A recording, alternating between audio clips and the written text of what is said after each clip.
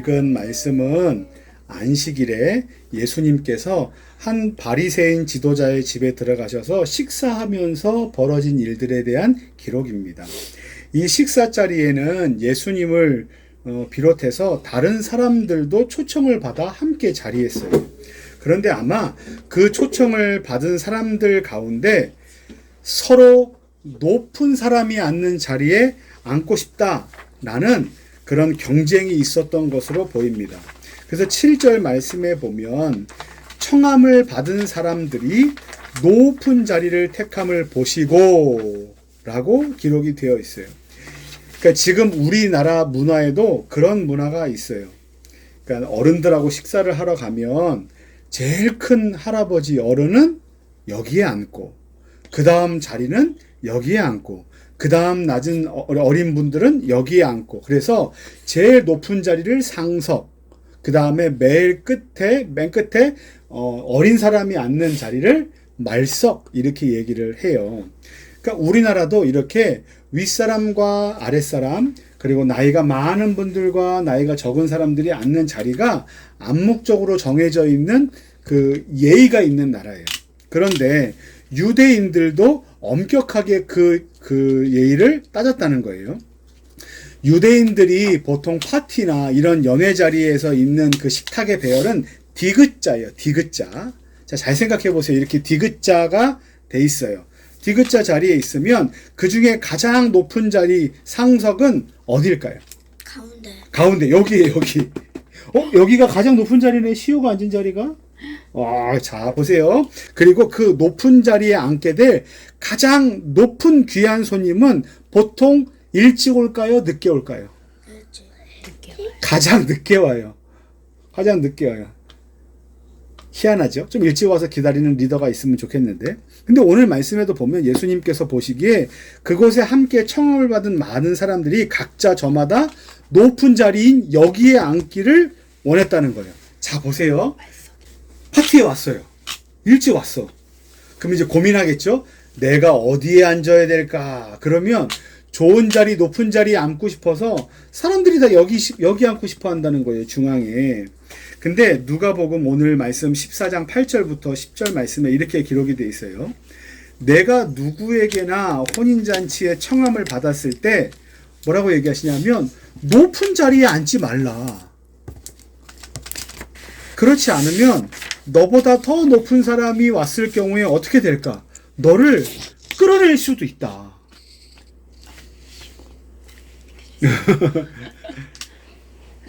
그렇기 때문에 먼저 온 사람이 높은 자리에 앉기를 위해서 애쓰지 말고 가장 먼저 어디로 가라?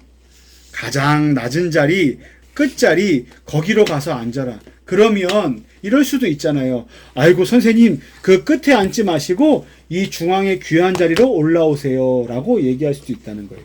그러니까 누군가가 자기가 높다 생각하고 가장 높은 자리에 앉아 있으면 그 높다 생각하는 교만한 마음 때문에 밑으로 끌어내려질 수도 있고 나는 끝에 앉아도 충분합니다 라는 그 마음을 갖고 있는 겸손한 마음을 가진 사람에게 더 높은 자리로 올라갈 수 있는 그런 기회가 주어질 수 있다. 그래서 오늘 말씀 끝에 보면 이렇게 돼 있어요.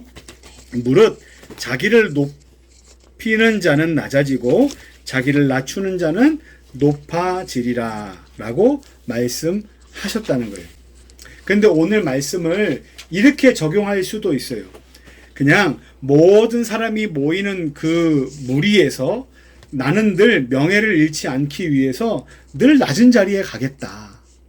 그러면 언젠간 저 사람들이 나를 높여주겠지라는 마음을 가지고 아랫자리로 가는 건 좋지 않다는 거예요.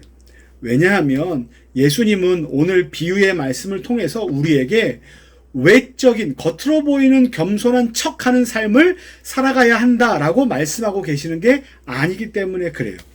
오히려 예수님은 우리 가운데 어떤 삶을 원하시냐면 어린아이 같이 더 높은 자리를 차지하려는 그 바리새인들과 서기관들과 같은 사람들의 교만이 얼마나 어리석은가를 지적함과 동시에 인생의 높음과 인생의 낮음을 결정하는 것은 나의 욕심과 나의 열심과 나의 실력이 아니라 무엇이다? 하나님의 은혜이다 라는 것을 가르쳐 주시기 때문입니다. 오늘 우리가 뉴시티 교리문답 제29번 어떻게 해야 구원받을 수 있습니까? 라는 질문을 우리가 살펴봤잖아요. 거기 보면 이렇게 돼 있었어요. 하나님께 순종하지 않는 죄가 있고 여전히 죄를 향해 있더라도 라고 돼 있어요. 이 상태는 어떤 상태예요? 죄 가운데 여전히 빠져 있는 상태예요. 그럼에도 불구하고 그 죄인이 회개하고 그리스도를 믿을 때 하나님은 우리의 공로 때문이 아니라 누구의 공로로요? 예수 그리스도의 공로로 우리에게 완전한 의를 이루셨음을 확인하시고 우리를 어떻게 하신다? 구원해 주신다. 우리를 천국에 이르게 하신다라고 말씀하셨어요.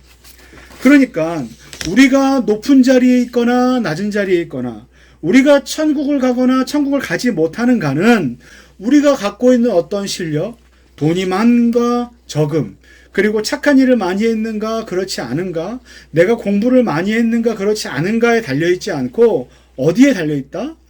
예수님께서 우리를 위해 죽으셨음을 내가 믿는가 믿지 않는가, 하나님의 은혜 가운데 있음을 내가 아는가 그렇지 않은가에 달려있다는 거예요. 그러니까 오늘 예수님께서 이 비유의 말씀을 통해서 우리에게 하시는 바가 뭐냐면, 무릇 자기를 높이는 자는 낮아지고 자기를 낮추는 자는 높아지다, 이 말씀을 가지고 거 봐라, 너가 높은 자리에 가면 하나님께서 끌어내리실 것이고 너가 낮은 자리에 가 있으면 하나님께서 올려주실 것이다 라는 것을 통해서 거 봐, 무조건 낮은 자리로 가, 이 말씀을 우리가 외적으로 이해하고 외적으로 이용할 것이 아니라 진실로 하나님께서 우리의 삶을 은혜로 이끌고 계신다. 그래서 비록 내가 낮은 자리에 있기를 선택하고 내가 낮은 자리에 있을 만큼 좋지 않은 상황 가운데 있어도 그럼에도 불구하고 내 인생은 누가 인도하신다? 하나님께서. 맞아요. 하나님께서 인도해 주신다라는 믿음을 가지고 내가 낮은 자리에 갈지라도 여전히 하나님이 내 인생을 붙들고 계시다라는 믿음을 우리가 가져야 할 것이다라고 예수님께서 말씀하시는 거예요. 자, 보세요. 여기서 낮아질 것이다, 높아질 것이다라는 이것에 대한 시제는요, 우리 친구들 나중에 시제를 배울 텐데 시제는 다 수동태예요. 그러니까 능동태는 내가 한다예요. 내가 낮아질 거야, 내가 높아질 거야, 내가 하는 거지만 수동태는 어떤 건지 아십니까? 내가 낮아짐을 당하거나 내가 높아짐을 당하는 거예요. 그러니까 수동태는요, 내 뜻대로 되는 것이 아니라 누군가에 의해서 그렇게 되는 건데 그것을 결정하는 분이 누구시다? 하나님이시다. 그래서 내가 높아지려 할 때 낮아짐을 당하고 내가 낮아지려 할 때 높아짐을 당하는 건 하나님께서 우리에게 하시는 일이라는 거예요. 이것을 잘 보여주는 구약에 있는 성경 구절이 있는데 사무엘상 2장 6절부터 8절까지 말씀. 여러분 한나 아세요? 한나?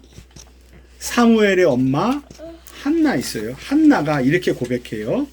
여호와는 죽이기도 하시고 살리기도 하시며 스올에 내리게도 하시고 거기에서 올리기도 하시며 여호와는 가난하게도 하시고 부하게도 하시며 낮추기도 하시고 높이기도 하시는도다.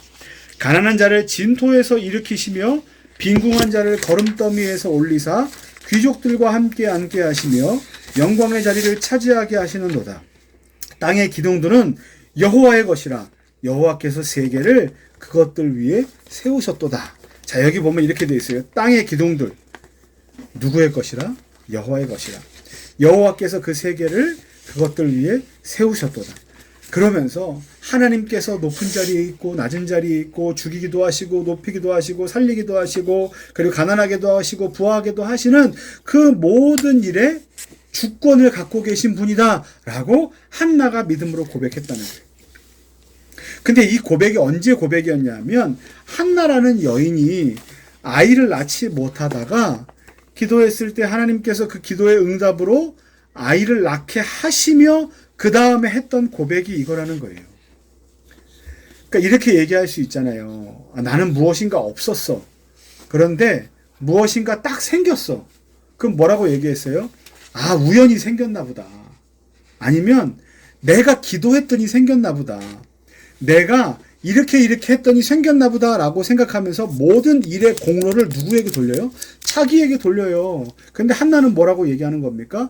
이 모든 일의 잘됨은 모두 다 하나님의 은혜입니다 라고 하나님께 영광을 돌리는 거예요.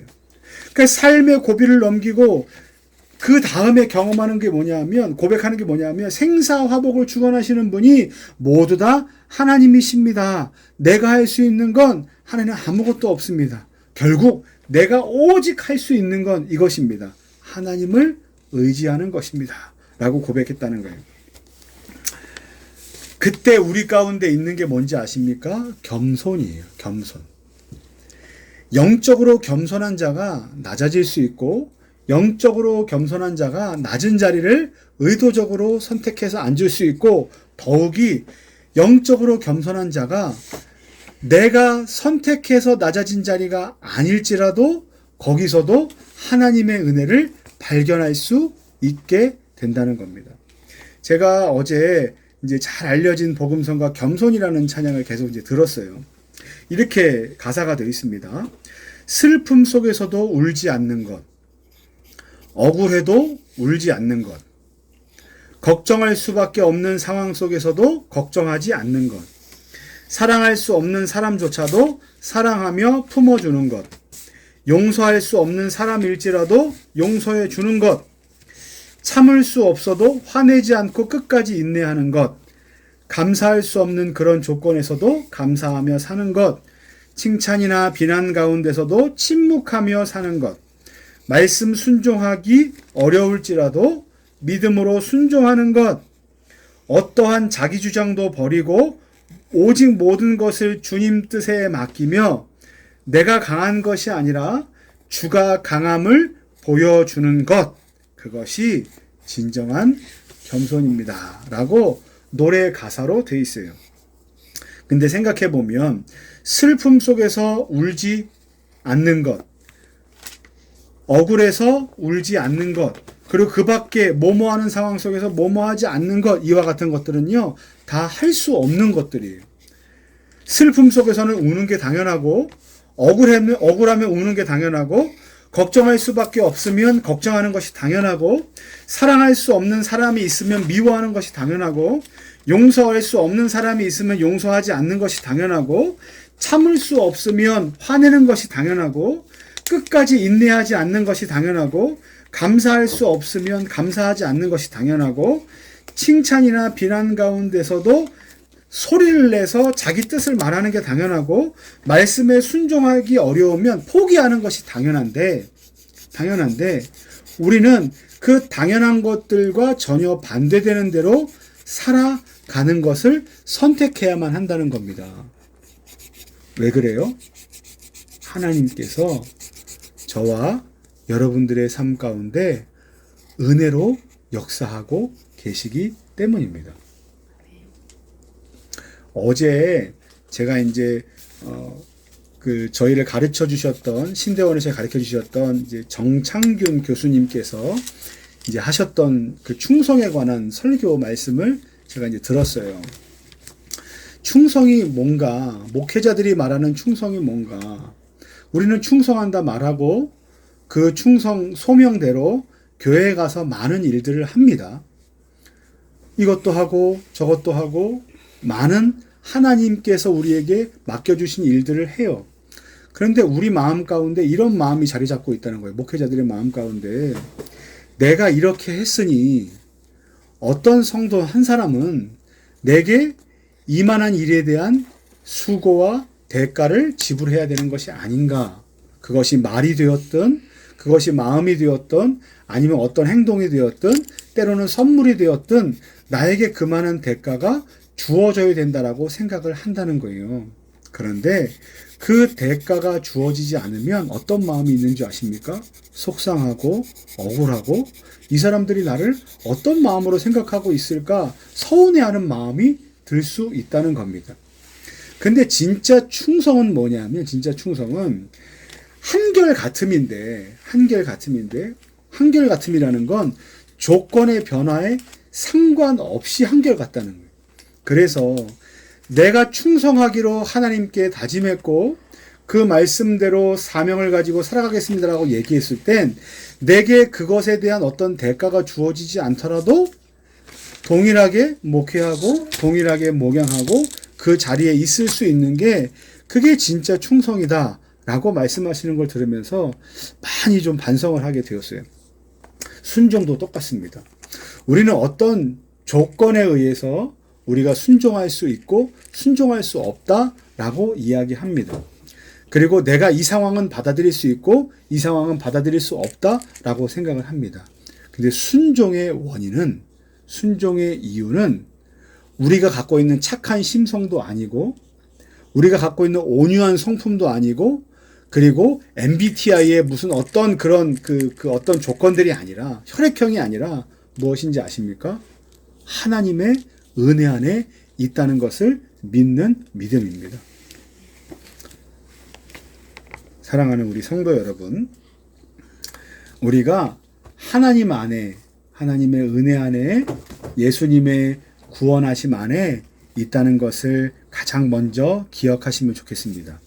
그리고 우리가 마주할 모든 상황 가운데서 스스로 높아지기보다 스스로 낮아지고 더 섬기고 그리고 용납하고 이해하고 용서하고 그리고 슬픔 속에서도 울지 않고 억울해하지 않고 걱정할 수밖에 없는 상황 속에서도 걱정하지 않고 참을 수 없어도 화내지 않고 감사할 수 없는 그런 상황 속에서도 감사하기를 선택하고 또 사랑할 수 없고 용서할 수 없는 사람조차도 사랑하고 품어주며 칭찬과 비난 가운데 우리가 있어도 할 말은 많으나 그럼에도 불구하고 침묵할 수 있는 것을 선택하는, 말씀대로 살아가는, 예수님 말씀처럼 낮은 자리에 있기를 선택하는 저 여러분들 되시기를 예수님의 이름으로 간절히 축원합니다.